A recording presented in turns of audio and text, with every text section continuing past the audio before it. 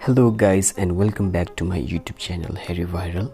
So today I will show you how to turn off DM, which means that direct message from your Instagram, and this method works for all Android and iOS platforms because this Insta app settings are common for all devices.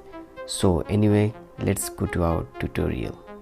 First of all, click to open your Instagram mobile application and don't forget to log in your account details.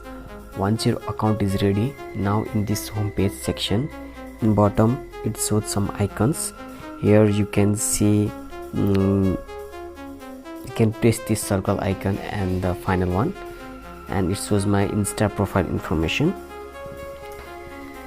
So here you can press that horizontal 3 lines and it is placed at almost top of the right side corner, and this page is slightly moving. Now this time you can go to settings, and these are the some settings main category. So here you can go to notifications and the second one, and this notification settings have some subcategories.